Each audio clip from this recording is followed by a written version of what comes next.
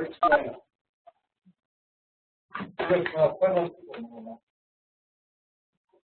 nice.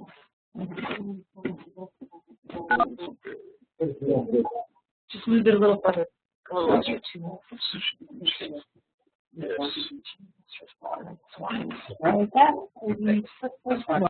I'm off to the side here, and the minute I do this, I know everybody pulls out. These are my reading glasses. First, I'd like to thank Ava so much for, again, hosting and for staying up and leading into her private time to manage this and helping us every week, every other week. I'd like to welcome the people that are in the room. Christopher, welcome. Ben and Pam, certainly, my goodness, thank you for coming. And folks is in the room as well. Mary, Master Hamby, Nathan, and Nikita and Ursula, who are particular friends of ours, up in Calgary, if I'm not mistaken, and Sir Vince. And it's just a delight to have you. And I certainly welcome Dan and Rose this evening. Dan and Rose run Voyagers, which is the club that we belong to in Austin. And they are part of a very complex, polyamorous, multi-level family. And let them do any descriptions along those lines. But I've been very close to Rose for over a decade when she first started running Voyagers. Austin, like many communities, developed an explosion, and you had two groups that became hostile, and Rose was safe space. Where Voyagers was politics neutral, and that was so successful. And we've just done a marvelous job over the years. So, Master Dan, would you like to introduce this? Explain a little bit about how you'd like to get involved. If people when people have questions, they can raise their hands figuratively. There's a button that they click. So when you hear a thumb, then I will look over here. I'll see. You see there's a hand right there, Jen. And then when I find a pause, that's why I'm monitoring. So when I find there's a little bit of a break point, I'll say, okay, Master, you can speak. Hard work to control. It seldom happens. I'm not sure if that Over to you. Yeah. We sort of divided the topics up. I'm going to do a brief overview of poly.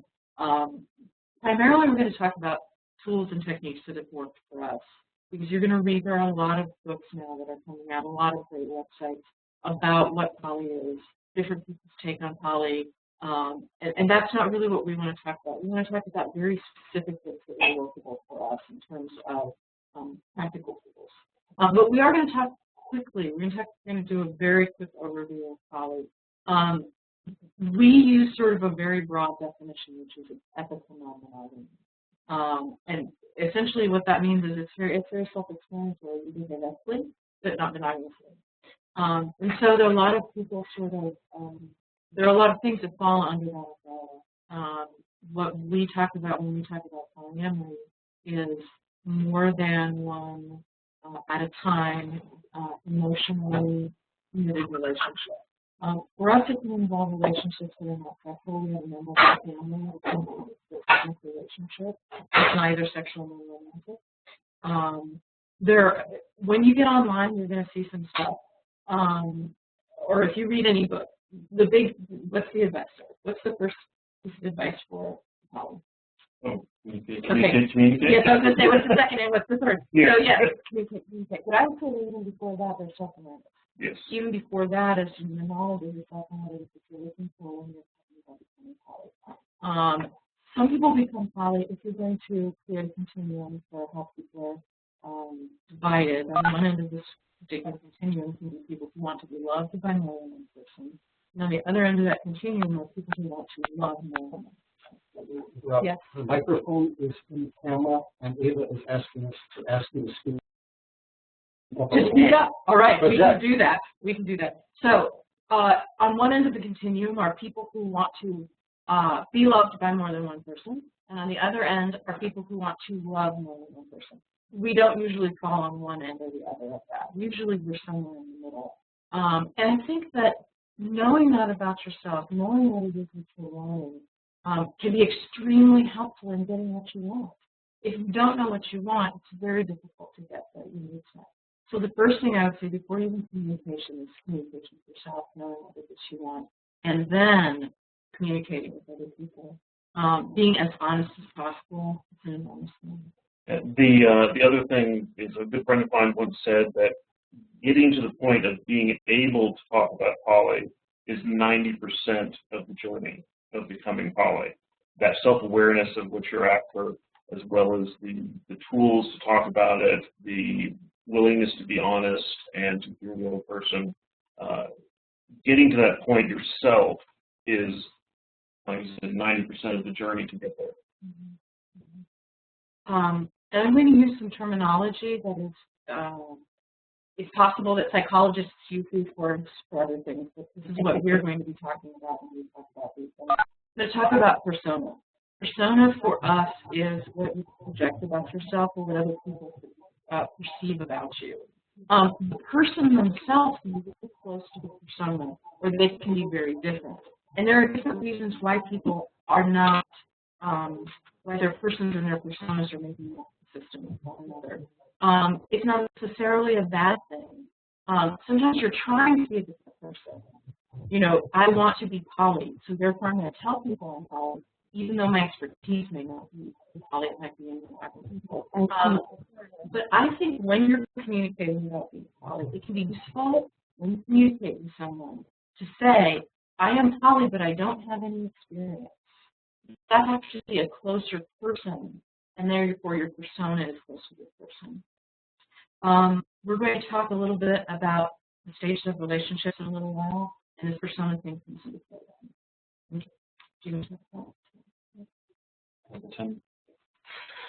Okay. One of the first things that you're going to do when you get into a poly relationship, particularly if you're already in a relationship, you're thinking of opening up to become poly, is you're going to have a lot of conversations about boundaries and, you know, how do you feel about such and such? How do you feel about me dating another person? How do you feel about me, you know, getting squishy with another person? And well, certainly always helps to ask the specific questions. Like, what do we say? Have sex with another person? What counts as sex? Things like that. What is a date? What is a date? You know, when you say love another person, you know, what are we talking about there?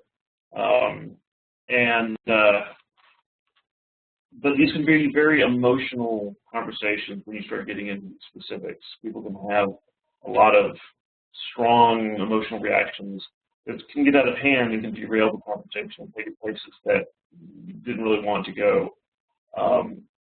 So we kind of came across this, came up with, I suppose, this little tool that helps us keep the conversation grounded so that you communicate your emotions without letting them control you.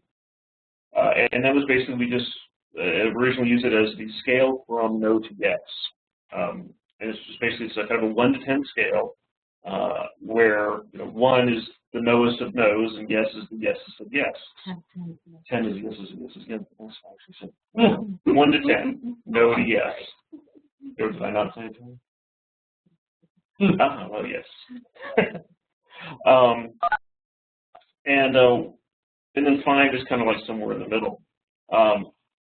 And to put a few more specifics on that, the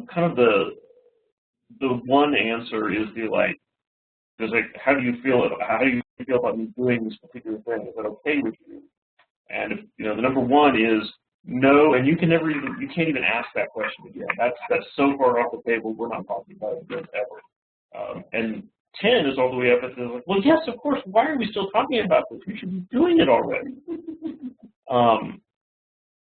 And this isn't so much like a negotiation tool to get someone from a 3 up to a 7. It's just to communicate where you are. So for example, like a 3, I usually think of as being like, well, no, but we can at least talk about this because these are the reasons of my no, and I'm at least willing to engage in more conversation about it. And maybe like all the way to a 7 is the like, well, yes, but I still have some reservations, and I'm going to like get specific on some limitations. I'm still having some touchy-feely about this. And we found that by reverting back to these numbers, it can allow you to have a moment of introspection of how do I feel about this, and think about it, and then communicate it with a number. It's not like, oh gosh, I'm really angry. It's like, well, I'm in a 2. I'm no, and I don't want to talk about it right now, but we can bring it up again in a month. And knowing that you're going to take this path, that you're going to communicate with this, gives you a certain safety net. Because I think what a lot of people are afraid of when they want to start talking about these things, these very emotionally laden questions, they're afraid that the answer they're going to get is what I call the 0 answer, which is no, and because you have asked that question, this relationship is over. And I think the reality is that 0 answer is almost never actually going to happen. I won't say it won't ever happen because I know a few cases where I think a 0 answer was in fact lurking in store. But I think for the most part, that 0 answer is not waiting for you. It's usually going to be somewhere in the 1 to 10 range. And so having this tool available to you that both parties, know about and can use, that you get, that you have those emotionally fraught conversations without being quite so emotionally fraught. And my girls will remind you of something I forgot. Well, I was going to say 2 things. One was I like to practice these communication techniques and these tools. I like to use them with conversations that are not emotionally fraught first. So yes. You can practice them because this kind of thing, if it's new to you, it's going to be artificial. Mm-hmm. And I think it's useful for what would you like for dinner? I have chicken. How do you feel on the scale of 1 to 10 about chicken? How do you feel on the scale of 1 to 10 about Guardians of the Galaxy? How do you feel about this thing? Because I think when you use the scale and you come to it, when you both have the same meaning for it, what's a 3? Mm-hmm. What's a 7? Because for me, it's very useful to know that a 5 is, if we just talk about a few things, we may be able to find clarity and a path forward that is instinctive now. 5, where I don't have to think about it. It's not a thought process anymore. It's an emotional reaction that's useful for me. The other thing is, sometimes yes is not yes, and sometimes no is not no. Dan uses the example sometimes of, I want to buy a camera lens that costs $600. If I get a 4, I'm buying it. Yeah, because it's the thing like, some things are more critical than others. It's, something like I want to buy a camera lens, and the answer is like, well, the answer is no, but won't be that upset about it. It's like, well, okay, I'll bite that bullet and I'll do it. And then there are other things that are so important that are kind of, a 6 or a 7 is not a good enough yes. I'm not going to go forward with that because I don't feel that there's enough buy-in coming from the other end, and so that's going to go on hold until, or if ever, it bumps up, to a 9 or a 10. For example, when we became hand-fasted, we wanted our spouses, we had egalitarian relationships, we wanted our spouses to be at a 9 or 10. We didn't move forward until they were at that level of happiness. And some of it was what's going to happen with our child care. It's not that his wife wasn't enthusiastic about it. It's not that she was ever below a 6. But she had questions, and that's what a 6 says to us. A 6 says, I have concerns, I have questions. And so it was an excellent tool for us because we could say, all right, you have a 6. What are your concerns and questions? How can we demonstrate that we are the kind of people who are going to be able to support you even hand-fasted together? So that was a very helpful tool for us. That's really marvelous. That's why we have these webinars. It's like a private support. Thank you so much. That was stupendous. So what's the 1 to 10? Yes. I'm going to talk a little bit about some emotional concepts that I find have been very useful. and how our society views romantic love. So many years ago, I read about the three components of relationship emotion. There's a sexual component, a romantic component, a platonic component. As I've lived and watched relationships, I added a fourth one, which is a collegial component, and that is when you're working together on something. You know, Dr. Bob and Jen have a collegial relationship in putting this thing together every 2 weeks. I imagine that they collaborate and they're collaborators in this. If you have children, you have a collegial relationship about your children, where you're collaborators and your colleagues and being parents. When you read about any kind of romantic or sexual attraction, there tends to be some stages that you go through. What's oftentimes called new relationship energy, which I've started calling schwa. I think that it's anyway, it's basically an overabundance, joyful overabundance, and that at the beginning of a relationship, you have so many chemicals going through your body, and it's so wonderful at the beginning, and that's great. And the sort of the underpinnings of chemical underpinnings, or the chemical that the sort of the historical underpinnings of that is we want you to have a baby soon, so we're going to give you all these chemicals to make you want to have sex all the time. And that's great, but it can be very much like being adults. I'm not saying that's bad,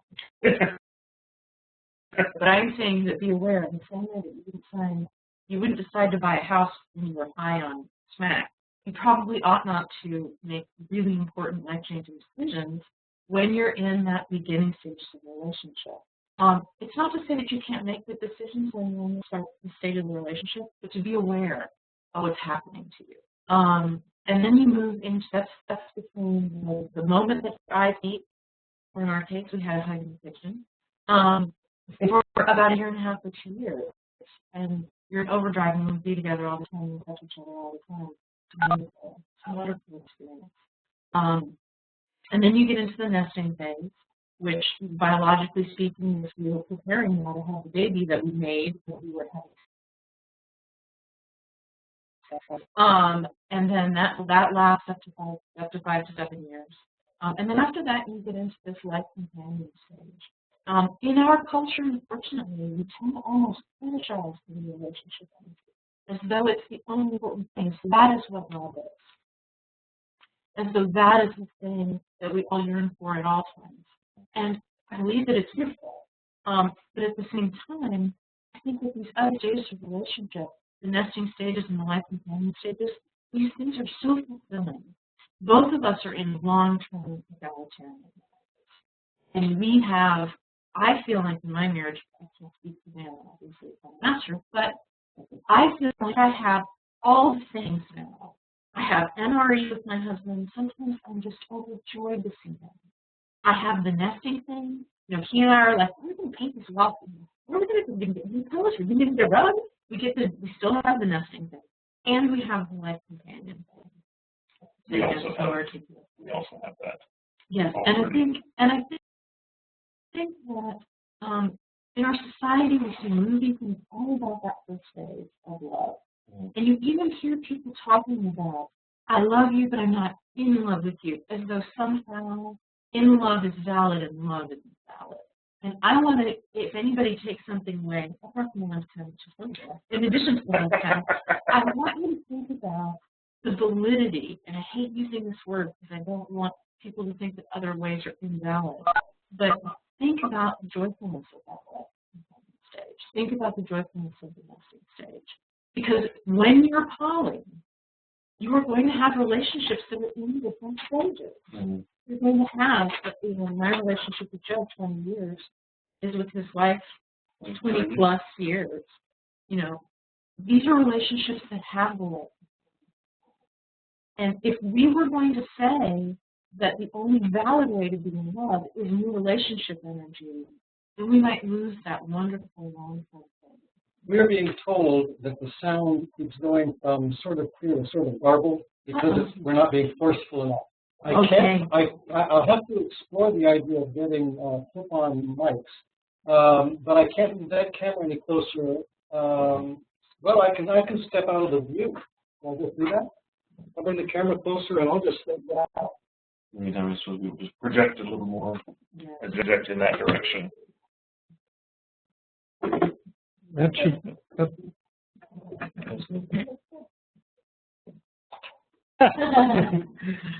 Now you've got the mic pretty much closer. All right. So yes, all of this to talk about poly. When you're in these poly relationships and you've got these relationships in different stages, your life companion may need the same kind of reassurance and the same kind of love that they've always had. And just because you're in a new stage of a relationship with somebody else doesn't mean your life companion won't be also needing attention and love and energy. On the other hand, they may be overjoyed that you're happy, and they may be like, sweet, now I can learn to knit, or whatever it is that they want to do. And this gets back to communicate. Talk with your spouse. Talk with your long-term partner. How do they feel? What is it that they really want? And it's incumbent on them and on yourself to have the self-awareness, to know what's really going on. If you're unclear, which lots of the time we are unclear when we're in the moment, when we're in the moment of discovery, it's very hard for us to be clear sometimes. Express that to your partner. Say, I don't know exactly where I am on the scale of 1 to 10. I think it's a 3, but it might be a 7. So, and be aware that people are paradoxical. There's no reason why you can't have part 3 and part 7. And just be aware that when you're communicating with someone you love, treat them like you love them. This is a huge thing. So that's my thing. I believe you're doing pizza for sex. Oh, yes. Pizza for sex. Okay, I'll be right up front. I'm stealing this from a TED Talk, which we meant to get to Dr. Bob to have in the bibliography, but I forgot to look up the link. But it's a great little talk that basically says we need a new metaphor for sex. Because what we previously had is this baseball metaphor for sex. Hey, we went on a date, and I got to first base. Which was, typically we consider, I think the basis I once heard as a French field finger putt, the 4 F's. I believe we can go past the PG-13 here. And so, and we always talk about, well, we're going to advance around the bases, but there's definite progression that we go through. And when we get all the way back to home base, we have scored, and there's just definitely I have won, I have scored, man, I scored 4 times last night. And there's this definite progression. It's also very male-centric. It's not about what's the female version is it actually, well, oh yes, does she say I got to second base because I had just chest? I don't think so. So this is what we really need is a very different metaphor. And what he suggested, and I thought was particularly wonderful, was we should be talking about sex in terms of pizza. Because, perhaps I'm a little biased here, but everybody likes sex and everybody likes pizza. But not everybody likes the same kind of sex or the same kind of pizza. And you can have a cheese pizza, and it's still pizza. It's fabulous pizza. It's not pizza because it doesn't have pepperoni. You can have a vegetarian pizza and be very, very happy with it. Thin crust was a revelation. Yes, thin crust was a revelation for me. I was always deep dish, regular crust, but then, I had a thin crust, and it was wonderful. So just because you're used to thinking of well, for me, sex is, missionary position, male-female missionary position, and, and that's my meat lover's pizza, and that's what I get every time. Well, that doesn't mean that that's the only kind of sex or the only kind of pizza. And when you get into negotiations with, partners and talking to partners about what they're allowed to have on their pizza with others, it's good to think of this in terms of well, just because I don't want you to have salami with anyone but me doesn't mean that you can't have, you know, pepperoni and pineapple and Canadian bacon, cilantro, and you're like, oh yeah, I want to do barbecue chicken pizzas, and it's like, wow, you like that? Wow, I mean, I'm just not limber enough for that kind of pizza.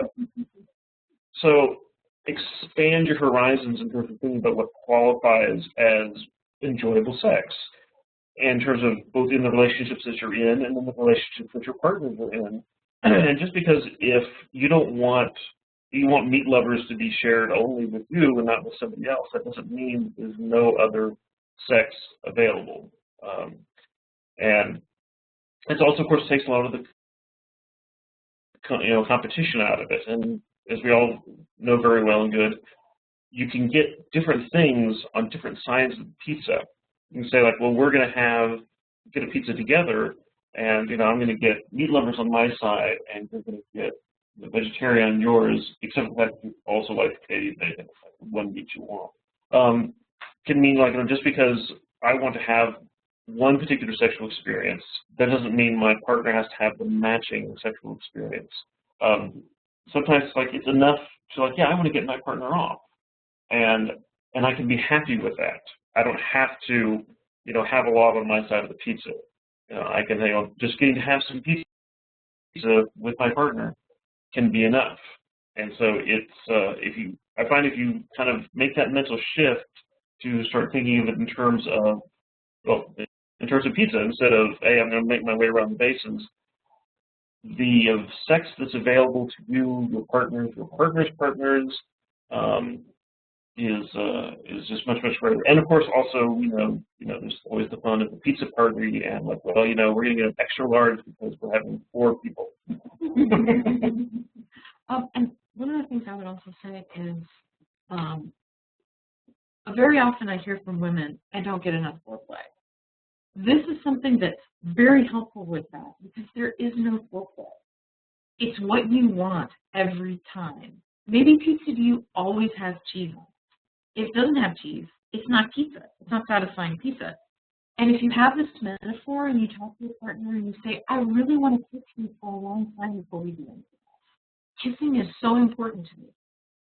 Then it can become a conversation about what each person gets to give the other person. Not, well, this is what's expected, and this is the shortcut that I get there that I use to get to where I want. I think it's a very useful thing. Yeah, it's not becoming what you do before getting up to bat. It becomes, well, it's part of what you're having with pizza. It's part of the sex. So I think if you Google TED Talk pizza sex. Actually, Indigo's already found it, and she posted it directly to me, and I just asked her to post it to the group. So we're just doing that right now. Excellent. He does a better job of it than I do. It's a wonderful thing. He also has diagrams. I think that's about it for pizza. Okay. So we also have Nikita gave me a conference microphone to get on Amazon. It's nice when you have serious techies on. Excellent. So I'm going to talk about, since we have a little bit of time, this is a big issue for a lot of people, is safer sex. I teach a 2.5-hour long presentation on safer sex, which I'm going to try to do in 10 minutes here.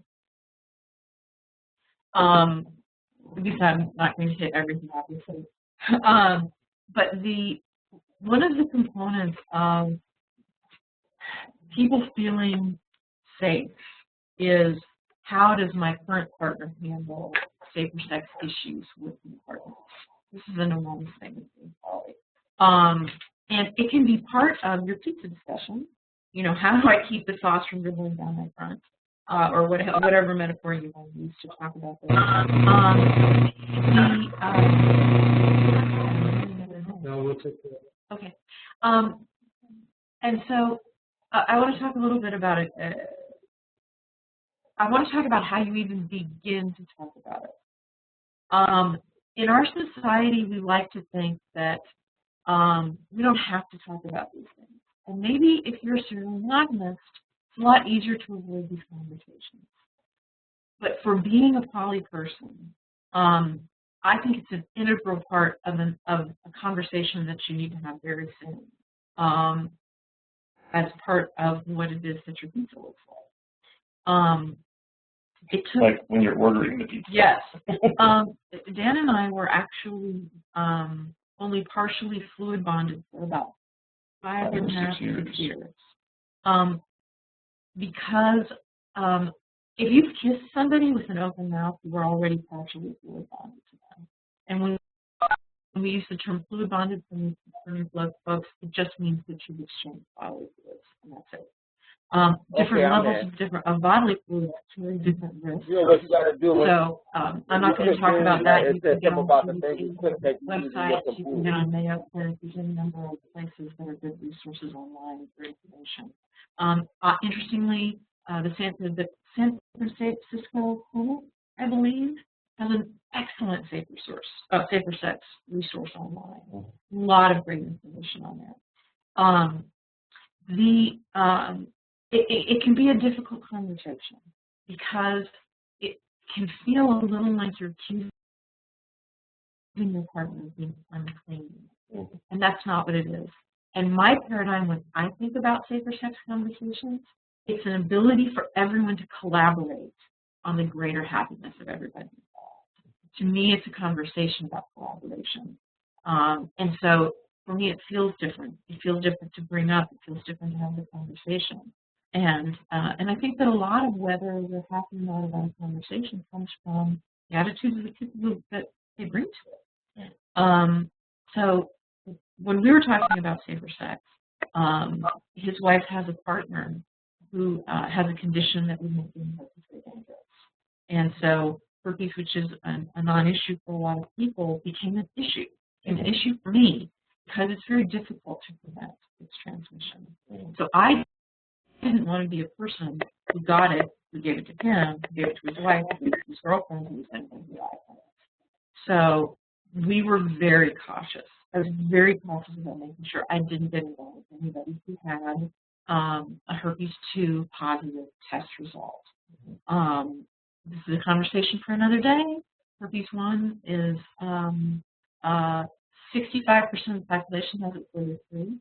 To me, that doesn't make it a sexually transmitted disease. Herpes 3 is chickenpox. Herpes 4, I think, is Epstein-Barr. Herpes, when you talk about herpes, only really one strain of the common ones is sexually transmitted. So when I talk about herpes, I'm primarily talking about herpes 2. Free speech education. I think you should educate yourself. I think that you should make sure that your partners educate themselves. And when we talk about education, we talk about stuff. It's not just that we read the website. We talk about things together. It's like, hey, I just found this study that talks about such and such. And one of the things that we did that was pretty cool, the CDC, what scientists, I think that they keep them in sterile little cages and never allow them to talk to anybody. You call the CDC, you can talk to a real scientist. An actual STD researcher. Yes, and they will answer questions for you, and they love it because I think that they don't get to do that very often. Yeah, it's like maybe each day by calling them up and wanting to talk about their favorite subject. Yes. So I would really recommend, if you have any questions at all, the CDC is an excellent source. It's the Centers for Disease Control. If you don't know what the CDC is, it's a very useful website too. They have a great website. And policy changes all the time. It changes all the time. And information we get more information all the time. So keep yourself up to date. Keep reading stuff. Keep yourself aware of changes in hepatitis, for example. These days, hepatitis has changed over the years in terms of protection from transmitting it sexually. I was going to say, I think a lot of it is coming with the attitude of not, hey, I think there may be something wrong with you, but these are the things I'm having to guard against, and not so much I'm having to disregard myself. These are things I'm guarding my partners against. These are I'm being the the barrier between my partners and anything that might come to them. And so we just need to talk about what we can have on our pizza that keeps the sauce from getting back to my partners. And so a lot of it is really just collaborating to try to, because again, like not everything can pass through every action you can do. And so there's like plenty of things to put on the pizza that don't allow the transmission of certain things. I want to talk quickly about people who are positive for STIs, sexually transmitted infections. They're not pariahs. They're not filthy, dirty human beings. And I think that we sometimes ostracize these people. And I think that that's a horrifying thing to have happen. And I understand completely because of that why some people are really reticent to admit to their testing status. I would say that what I would like to see is a groundswell shift, just in the same way that I wouldn't judge you for getting the flu. I'm not going to judge you for having herpes. You probably had a lot more fun getting herpes than you did getting the flu. I'm guessing that. And I would love to see a paradigm shift in this country that didn't stigmatize sexually transmitted infections. And because I think they're stigmatized, I think people don't test as much as they ought to. We test about every 6 months. If we have new partners, we test more often than that. Your community probably has a clinic that you can go to and get a lot of these tests done for a very low cost.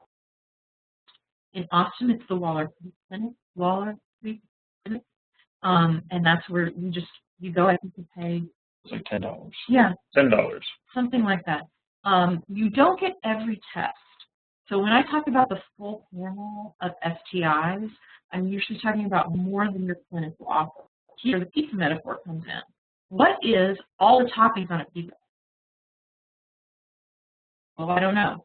Depends on what you want on your pizza. When you talk about the full panel of STI tests, you have to talk specifically and explicitly with your partner about that. Yeah, about what tests were performed and what the status was, because full panel from one clinic will not necessarily be full panel from another, and neither may be the full panel thing that can be tested for. Yes. So whenever I go in and request tests through like my private physician, I specifically say I want, and I don't say the full panel, I say I want to be tested for these, I think it's 6 things. I take a printed listing. Yeah. Because I feel like it depersonalizes the discussion in a way that I think is a positive thing. Or if I can say, oh, my doctor, wonderful doctor, I would like these tests, please. Thank you very much. Then the doc, because they are embarrassed in the same way that we all are sometimes by sexual conversations, or they can be. Not every doctor is going to suddenly be like, sweet, we're going to talk about sex. They can be like, so I think the list is a good thing because it allows them to look at something and recover themselves. And I think that it's kind of polite. And then I get exactly what I want because then they have a checklist of things that they go to their computer or they go to their little piece of paper and they can check exactly what I want. And I was going to say, now some doctors balk at actually running these tests, which, first of all, I think if that's happening, you may just have the wrong doctor. It's your body, it's your health. If you want a test run, you should get it. Now, sometimes they'll run into things like, well, your insurance won't want to pay for it unless it deems the test to be medically necessary.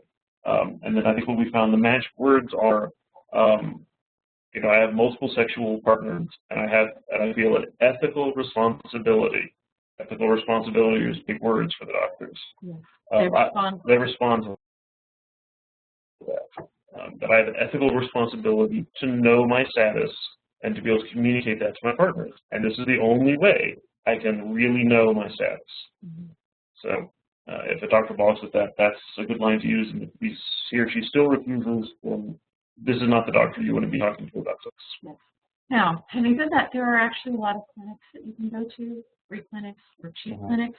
There are also, if you have money and you can afford to get the tests run, there are clinics, like just freestanding clinics, that you can go and you can get tested. There's one online called TSTV, which is a great resource. I think they send you a package and you send stuff back to them. I've never used them, but I've heard really great things about them. I think what they do is they direct you to a local lab. And I think there's also like any medical test, any lab test. Any lab test. It's called any lab test now. Yeah, any lab test now, yeah. And you can get whatever you want there, whatever you want there. And they just give you the results directly. You get both through your doctor. So if there's something there, you also don't get an explanation. Yes. And I think it's wonderful. We've used, I think, a lab test now for these tests. I think. Yeah, it's difficult getting purpose tests these days because for the vast majority of the population, they come to realize it doesn't matter at all. Only for a small percentage of folks whose immune systems have already been compromised by something else. Or, you know, in the case of his wife's girlfriend, she has a condition. Yeah, that makes it very dangerous for him to get that. You want to stop and ask the people who have poly questions? Yes. Because you are 20 minutes, half hour, 41 year old, and we have a lot of material. I usually check in to make sure that someone doesn't go away wishing that they've had a question answered. Yes, please. So we'll pause. Just to actually Okay, so yeah, so we'll pause for a minute. We've got a lot of people in the room tonight. If anybody has a question, raise your hand and I'll call on you. No. We don't have very long, or we're going to turn it back over to Dan.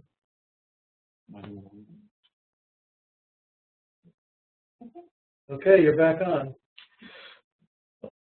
Okay, you don't. There was something else I wanted to say. We talked about testing. We talked about not making people feel violent. When do you decide that you're going to stop having safer sex?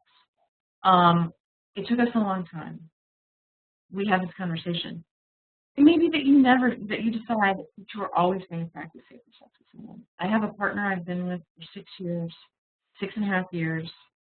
We do open mouth kissing, so we're partly fluid bonded, but we don't have oral sex without the barrier. We don't have vaginal sex without the barrier. We don't have anal sex at all. And that may never change. Yeah. He's a single guy. He doesn't live there anymore. He lives in another part of the country. I feel like it's better for both of us if we just have the expectation that we're always going to have safer sex. Our pizza is partially composed of latex. So for us, it's a good choice. There are a lot of people who feel like their intimacy is minimized or somehow compromised by having safer sex. I myself have never found that to be the case. And partly that's because I went through a paradigm shift for myself to begin to think about my own safety and the safety of my partners differently. And that helped me a lot. It helped me in talking with other people about how I felt about safer sex. Because in our society, we tend to have this expectation of how relationships are going to move. You date, you get serious, you become monogamous, you get married, you have kids, etc. The same thing can be true of safer sex. You start dating, you stop dating other people, you stop using condoms, and then, that's the way it ought to be. But these patterns don't necessarily apply in the poly world. In the poly world, right. And I'm not sure they even apply in the monogamous world, but definitely not with poly. And the agreements that you have with current partners have ongoing discussions about that. About what that looks like in terms of how do they feel safe.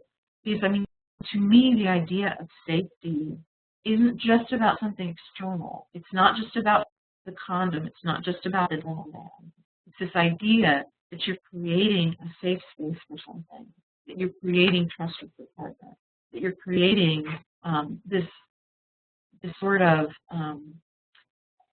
pool of goodwill with them. Mm-hmm. This is the way I behave with you. These are the agreements we have. I stick to these agreements.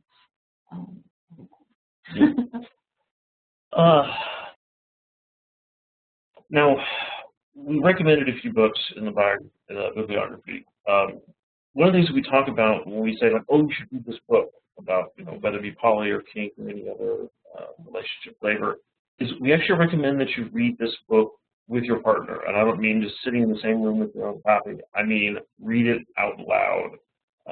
One person to another, you can swap every now and then, take turns.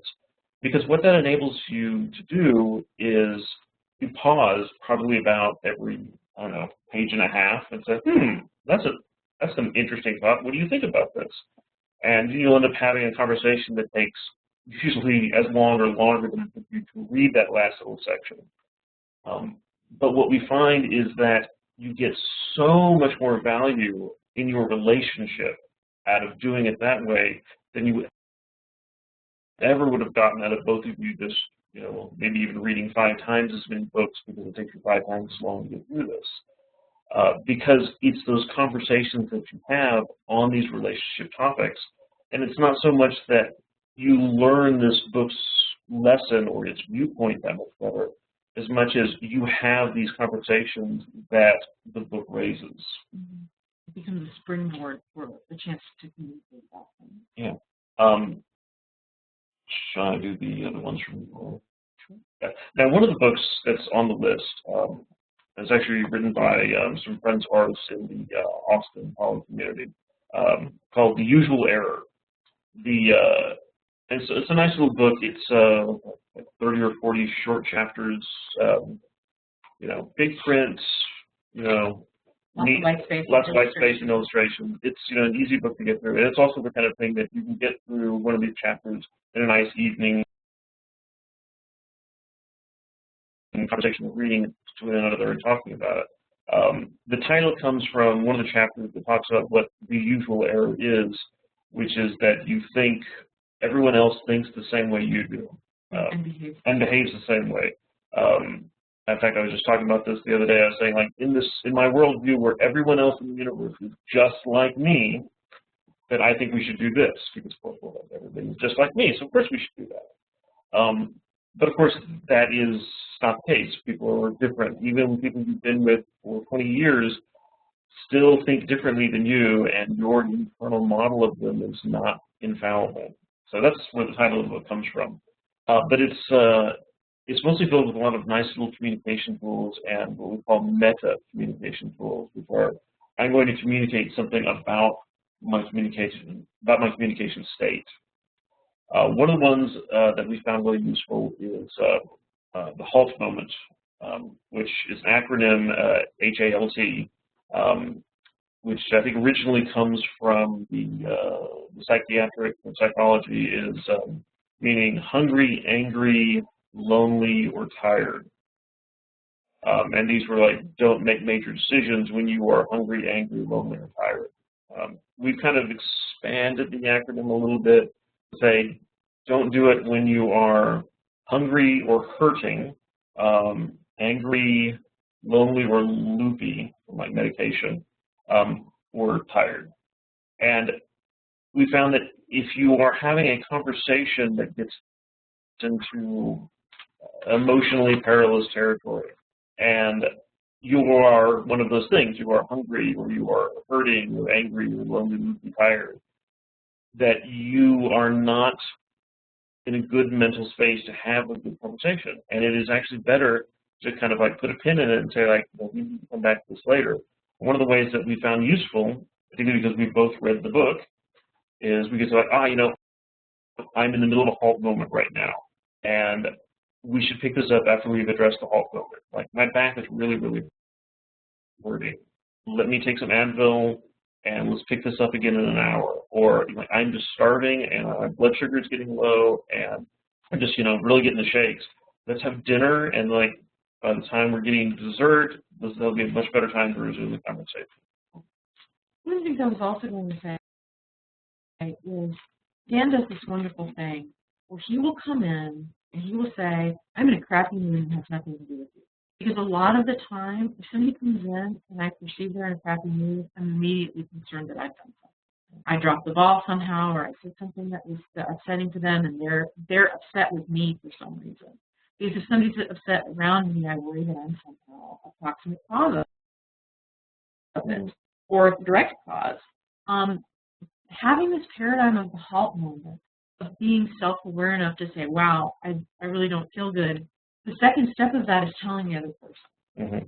And when he comes in and he says, wow, I had a really hard day, really pushed me, I've got a terrible headache, lets me no, it's not my fault. And then it's like I can actually maybe do something productive for him and say, can I get you some ibuprofen? Can I get you like little, what's it called? It's a screwdriver I think maybe with a lot of alcohol. Yes. I guess I would like to have the after work cocktail known as the Puckatol. Yeah, it's something I found was really useful. That when I'm just if I'm really angry about something that has nothing to do with my partner, before I go see my partner with this face, I should let them know that it's not about them. That it's just because even if I don't know what it is, I could at least be reasonably confident that it didn't come from them. So that when I arrive with that kind of really angry, scowly face and that kind of really grumpy attitude, that it's not about them. And I find that not only does that ease the burden for them, but frankly, actually, I don't know if I would say that it cheers me up so much as it kind of like gives me the pass of saying, okay, I'm having this bad experience, and I'm just going to write it out. And it's not that it's coming or being fed by my current surroundings. I just have to wait for it to go away, or sometimes take active steps to make it go away. But it's recognizing that you're in a halt moment and communicating that you're in that halt moment keeps the halt moment from becoming worse and ruining other things, because it'll spread into something that just because you were hungry turns into an argument over money. What really all it is like I'm jonesing for a cheeseburger. I think would be what they talk about in the book. The other thing that we got out of that book is I believe it was called the William James moment. Now William James was one of the early father of psychology, or also I guess psychiatry, where he recognized that that we are not beings of pure intellect, that we are basically walking, talking meat, and that our biochemistry and our neurochemistry affects us, affects our mood, affects how we think, and you can get into a moment of anger, and it will begin a particular neurochemical cascade that will go through these stages where these chemicals are released in your body, and you will feel them, and not just like, oh wow, my skin is tingled. Like, no, I'm feeling it in my head, in my heart, in my emotions. And these chemicals do not go away because you want them to go away. You kind of will them away. They take a definitive amount of time for the chemistry to actually sort itself out. So if you have like a sudden scare or a sudden anger, you've got, and it varies from person to person, just typically 20 to 40 minutes for these chemicals to settle out, as long as something doesn't keep reinforcing them to keep running. So sometimes if you find yourself being really, really angry, this is kind of maybe sort of the backstory for why halt moments need to be, why you need to be aware of a halt moment, is you need to say, like, I need to take 20 to 40 minutes to let my neurochemistry sort itself out before we continue this, because otherwise it's just going to go south. Yes. And I think a lot of the times people who get involved in poly and kink and a lot of alternative communities have had situations in which they felt abandoned. One of the things that I would say when you're dealing with the William James moment is to reassure the person that you are not abandoning them by wanting to have this time to gather yourself back up. And the other thing is, I find that doing nothing, like just going and doing nothing, doesn't help to resolve those chemicals as well. I like to go and do something fun. I look at kitten videos on the internet, or I read C.S. Lewis, or whatever it is that is an active input in my life of something happier. And I find that helps to clear those chemicals a lot faster than anything else. And that getting back to the reassuring a partner, this is again knowing your partner and communicating. Because sometimes somebody will feel abandoned who's never felt abandoned before. It's just, they had a crappy day at work and the boss yelled at them, now you don't want to talk to me. Oh my God. So make sure that when you're having this communication with them, that they hear you when you say, I love you. and that I want us to be happy, and I'm having a really enjoyed song. And I really need to go with it, internet kittens. Yeah, and that's, again, where we say what really helps is when you read these books together, is you pick up a lot of the mutual vocabulary, the mutual context.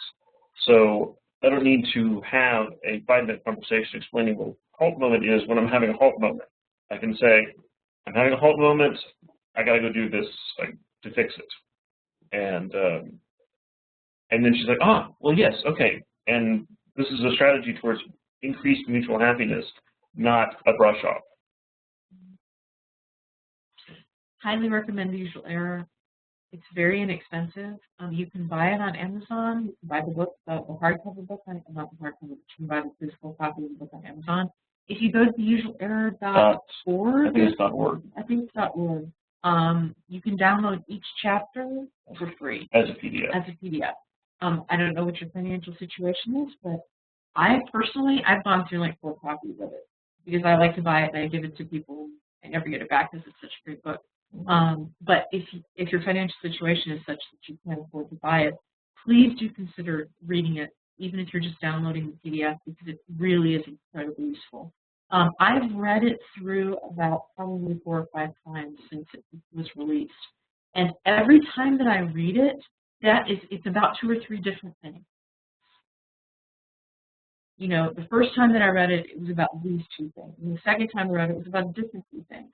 So I find it to be a very useful book to go back to every couple of years. And this is from some people within our local Austin community? Yes. Yes.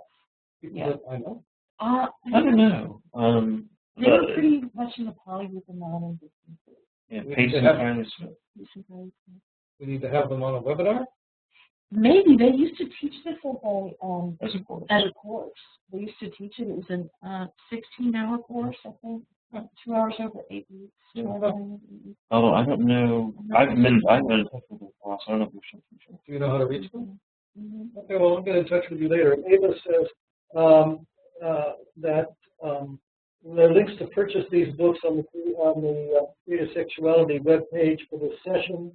And then the book that we're describing, Indigo asked which book this was, and she's talking about The Usual Error. Yes. Usual Error. And it's, I think, like I said, I think it's theusualerror.org. And you can also get a hold of them through theusualerror.org, I think. Okay. Contact links there. So they're a wonderful case and studies. Okay. You're going to talk about another book. Yes. So does anybody have any questions up to this point? Questions? Break for questions. Go ahead, Service. Unmute yourself. You wrote it. Oh, you are? How do you deal? He's unmuted now. Go ahead. Okay, I'll read it out. How do you deal with both being married to other partners? I'm in a similar situation, and we're having problems because we live 2 hours apart. Do you live together? Did you always? We're struggling to keep an MS relationship when we can't live together. And if he wants to unmute, then more. Yes, Service, if you would like to unmute yourself, you're welcome here in RAP. Hello. One of the things. Go ahead. Oh, I don't have anything else to say. I want to hear their answer. Oh, okay. Working partners, no, we do not live together. We live 25 minutes apart, door to door. 25 minutes one direction, 27 minutes the other. Not that I've driven it on numerous occasions. We have never lived together. We've always been about that far apart, maybe every once, closer to 40 minutes. I'll also say this is, if there's when we say communication, I'd say the fourth one is Google Calendar. Keeps large poly clusters working much more smoothly than otherwise. I think the other thing we also have an MS dynamic, is we see each other probably 4 to 5 days out of the week. Sometimes it's leaving in the morning and arriving in the evening, but still counts for the day. But we're also in contact every day and have been for 7 years. And we actually have, that's actually an agreement that we have, that I am available at all times for my cell phone, unless I've made prior arrangements with him, that I'm going to be offline for a while, so that I carry my cell phone with me, so that he can call me every day. And he is the one who does that push. If he decided that he wanted me to do the push, then it would be the other way around. It would be on me to pat him. Sometimes it literally is. Yeah, own you. Yeah. Yeah, I own you. That's it. You know, I got to run, but I own you. Yeah. And sometimes it's longer conversations. Sometimes it's Skyping. Sometimes it's Skyping. Skyping's very useful. Yeah. Skype with video. Yes. Yes, Skype with video. Otherwise, it's just a phone call. Yes. Because so much extra context information comes out, you know, in facial expression. So I think there's more intimacy when you have that, when you have Skype. Not quite as much as in person. So let me ask you a question. You're 2 hours away from your MS partner, but you live with an egalitarian partner. Is that right? Yes. Yeah.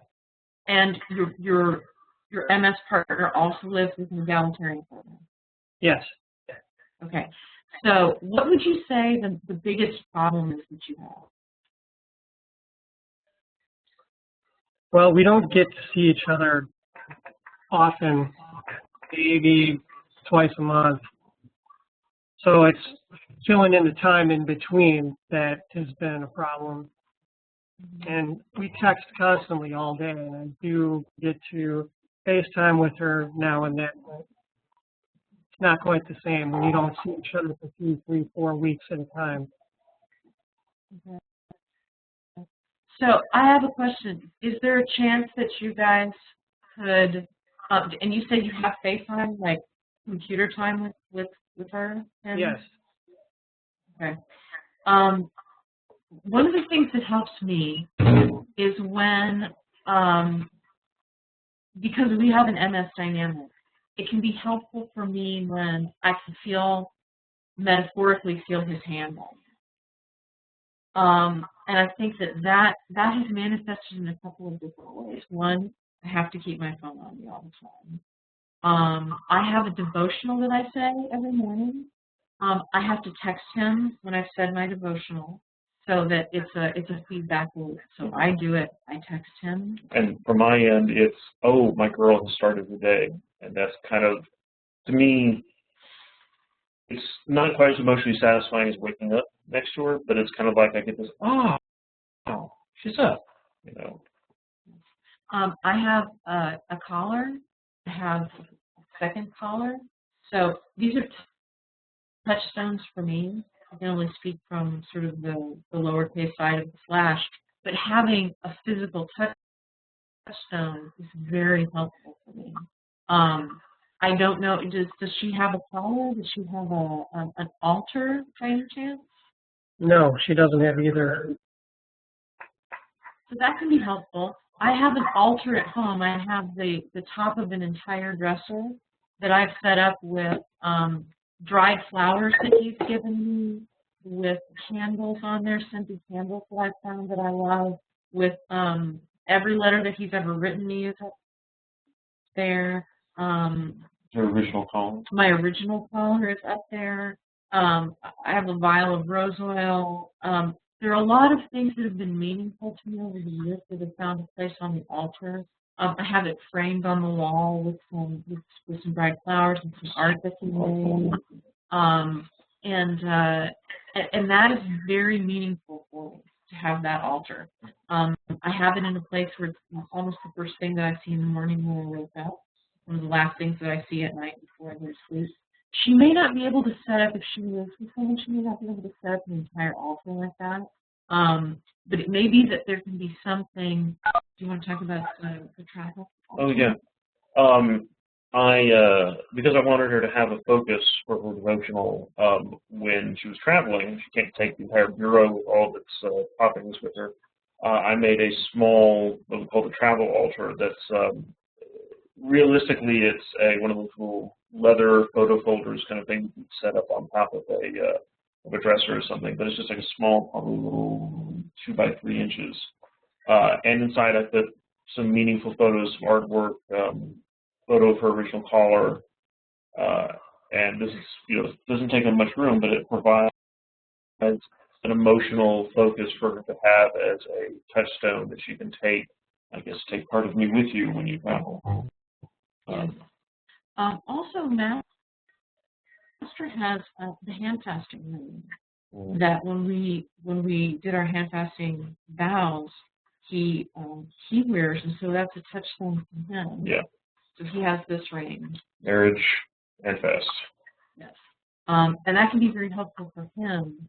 I also have, you wrote a very nice, I don't know if I'll call it a poem, but she did wrote a very wonderful thing to put into one of the program guides to an event we went to, and I have a copy of it on my office wall above my monitor where I can see it. Okay, and oh, Tandir has a question. Tandir? Were you done with Survive? And with Survive, do you have another question, or do you have a follow-on? No, I think that helps a lot, actually. Okay. Tandir? Okay, can you hear me? Yes. Okay, good, because this is a new computer and I'm working on it. I have a question about breakups. My husband just left his girl of 11 years, and I'm kind of not knowing how to help him. I know y'all have been through this before, but need some help here. Yeah, it's a hard one because, particularly, I would say,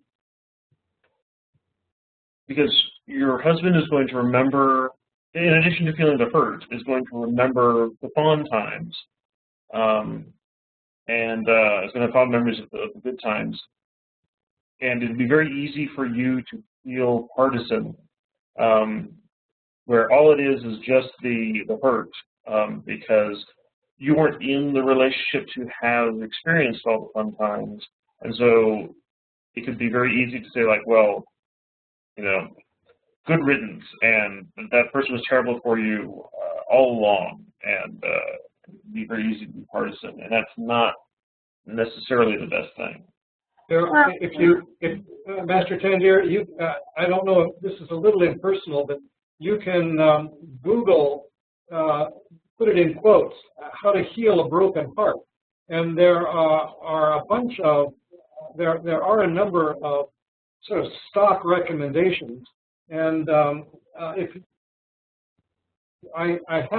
happens to be a category I have because of my research into writing into this area. So since I know who you are, I'll send this to you tomorrow. If anybody else wants the list, it's called How to Heal a Broken Heart. Then I'll put it out in the chat window, and you just have to write to me, and I'll send it out to you. Okay. It's nothing very profound, and I got it off the internet, and you can find other stuff. It's just the thing is that I'm not seeing any emotion from him at all. It's kind of like over, done with, that's it. And that's concerning me a little. Yeah, it may be that he is, without knowing the particular circumstances, I'm going to surf a little bit and give you sort of a brainstorm here. He himself can't face it yet. It may be that a while before he can actually say how hurt he is. It may come in a big wall for him. It may come in little tiny spurts that you will never actually see. So it may seem to you like nothing is happening with him. It may be that he genuinely has some sense of relief about it, and that currently the relief is uppermost. There could be any number of reasons why his affect is seem like he's not feeling something. Actually, Master, do you want to talk about the invisible collar? Because we have quite a bit to say about ending a relationship by having it sort of just stop and dissolve without resolution, as opposed to bringing it to closure in sort of a public way, particularly within the community. And there's a lot of evidence to say that when you have an uncollaring ceremony, or when you have a breaking up ceremony with somebody, it brings you a closure that you may not have. And Master developed the phrase, the invisible collar, to describe the situation where a relationship just sort of goes away, but it's not resolved. Neither partner is exactly comfortable with it. They both know it sort of ended, but they're both missing the connection, but they know they're not going to get back together. Well, and it's one person has left, the other person isn't quite there yet. Right. And so the things that kept you together, the routines, the ceremonies that were important to you, sometimes it's hard for one to move on. And it's a mourning. And it's really interesting. The literature actually talks about this being like a PTSD, going through the end of a relationship that wasn't a mutual decision. Yeah, see, that's part of my problem. It's like it was just overdone with. Nobody said anything to me until it was just done, and it was like, really? But thank you. So one of the things also that I would talk about also is that in poly relationships there are risks that don't exist in the same way, pardon me, in monogamous relationships. And it may be that you yourself need to leave and deal with the relationship, with the loss of that relationship, because it wasn't your relationship doesn't mean that it didn't affect you. And that it may be that you will need to deal with your own stuff, not that you're not dealing with it now, but it may be that you need to do more or different work to help you yourself recognize what you're going through, in addition, so that you can be helpful. Does that make sense? Yes, it does. Thank you.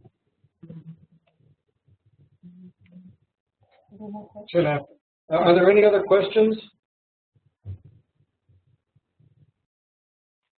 I'm going to quickly, while people are gathering questions, if they have any, I'm going to put in a plug for the love languages and say quickly that in our experience with love languages, although Gary Chapman, the author, says that your love language is always the same, I have discovered that my love languages are different for different partners. Yes, me as well. It's one of the truisms for us about being poly, that we have different love languages for different partners.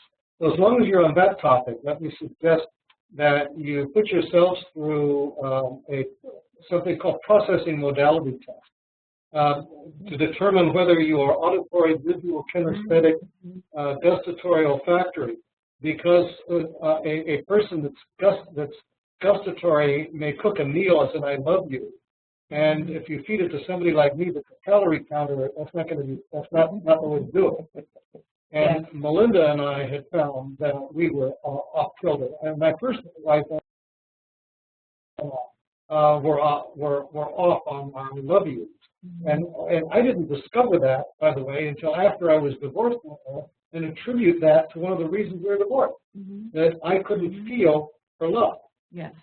And it's one of the things that's really, that about being poly can be one of those things that's very, this is a whole hour in itself, but I'm going to try to be very quick about this. Sometimes you can see your partner having an experience with somebody else because of your experience with them. And it can feel a little unsettling or frightening. And I would say communicate with your partner about that. Or what I say, sometimes I just put on my big old panties. I say, you know what? This isn't anybody's fault. This is just how I feel. I'm going to sit with it. I'm going to own my feelings. I'll put it on.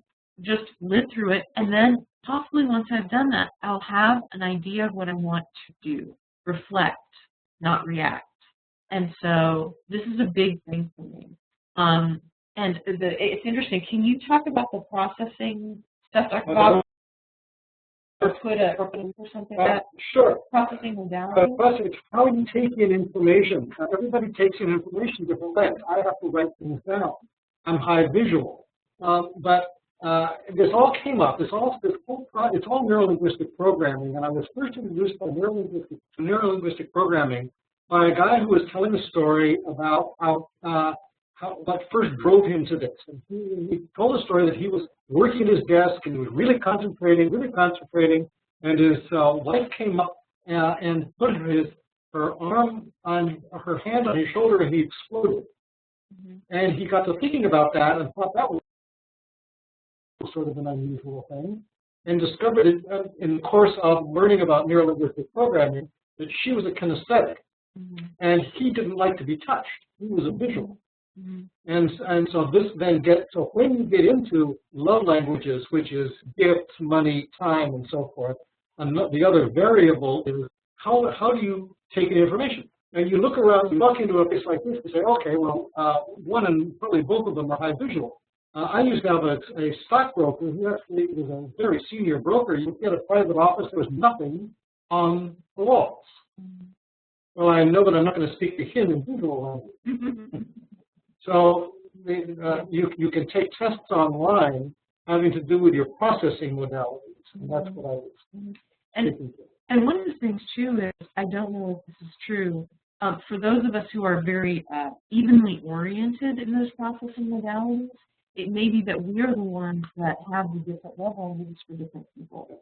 You know, Dan has touch, I think, with everyone. Yes. Touch is a big thing for him. But acts of service is not at all what I want from Dan. At all. I don't want any acts of service almost. But from my husband, I love acts of service. That feels like love to me. And I think that you will find, as you take a look at this, and I would not advise taking the online test for the love languages. I think it's a terrible test. But they have a page, I believe, that has a very nice descriptor of each thing. And I believe that it's a popular enough book. Again, I don't know what people's finances are like, but you can probably borrow it from your local public library. As long as we're doing, you're on one of my more favorite topics, which is do some tests. I have two others I'd recommend that. One is that you do a Myers-Briggs, and then the book for the Myers-Briggs is the secret to this. Just knowing your Myers-Briggs isn't going to do much for you. The book is called Please Understand Me, and that takes all of the Myers-Briggs combinations and compares it to the others completely. So once you know yours and your partners or the various people in your group, you're going to know a lot about how to interact. Another one is called the KOBE-A. It's the KOBE-A exam. And this is if you are in a group of people that are working together. So not so much if you're just two. But the minute you become three or more, the KOBE is a workplace study. It's meant for teams. And it measures you across quick start, follow through, implementer, and research. So the head of the family benefits from knowing how the other members work in terms of delegating or asking us for assignments to be completed. Interesting. It's a $50 exam online. No, I don't own stock in the company. Another thing that I would really recommend, I just wanted to bring this up quickly because you springboarded this. Take a look at the Karpman drama triangle. It's Karpman. And sometimes with poly, you have an additional possibility for there to be drama in your relationships that doesn't exist when you're in a binary relationship just with two people. Karpman posited that it's the addition of the third person that causes drama, that there are three roles that people slide back and forth among, victim, rescuer, and perpetrator. Sometimes you're the victim, sometimes you're the perpetrator, sometimes you're the rescuer. Take a look at that. And there's also a counter to that, but I can't remember the name of it now. Oh. But there's a counter to that now. For a long time, they believed the only way to counter this was through self-awareness and an effort of will. But now there isn't. And I wish I'd done this research to prepare. Because I remember talking to say that because there was a way to say that. I know the transition from being a perpetrator to being this other thing. To being a coach, right. So I can give you that information. Okay. I can send it, but it's very interesting because a lot of what I see as unfortunate things happening within poly circles have to do with people getting on the cart and down the triangle and perpetuating these roles when they don't have to. And I think being aware of it certainly and having the willingness to get off of it is important, but I think having this other paradigm to move towards is also very helpful. Okay. It's 20 after. We probably need to wrap it up. I just put, okay.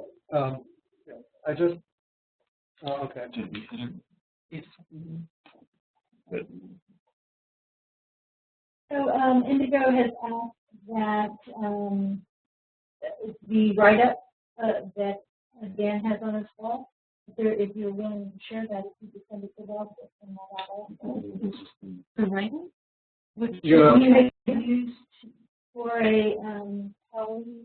Oh, yeah, somewhere I've got the 1 to 10 written up. I mean, You said something was on your wall at work that you look at. Oh. Rose had used it to write up. It's actually it's actually a love poem to him. Really, it's not a poly aid as much as it's in the same way that I have my altar where I have the dry verbs that he's given me. This was a poem that I wrote to him and had put into a program. But because you wanted to more or less publicly. I wanted. Oh, okay. I'm sorry. That's all right. Okay. Well, good, a heck of a room. You drew a lot of people. Excellent. Appreciate everybody coming. Thank you very much, and thank you for being marvelous presenters. You also have gone about longer than anybody has gone on, which is a good thing. We were actually impressed that we got done as much as we got done. A few people dropped off and said congratulations and that they really enjoyed you and to say goodbye to you, and they didn't want to say anything out loud. You still have about 10 people in the room. Well, thank you, everyone. It's been fun. And that's it. I'm going to save the chat. So it's going to take me a few minutes to extricate myself. And next webinar is... Okay, next webinar is going to be Master Patty, who is a PhD. He's a professor of psychology in Troy, Alabama. He's going to be speaking about mentoring. He has a building a chosen family, mentoring training as an intentional way of actualizing acceptance and acting love and gaining morality and mortality. We will have Master Patty on next week. And once again, Ben and Rose, thank you so very much. It was a delight seeing you. Thank you for having us. And that's it. I'm going to wrap it up. Good night, everybody.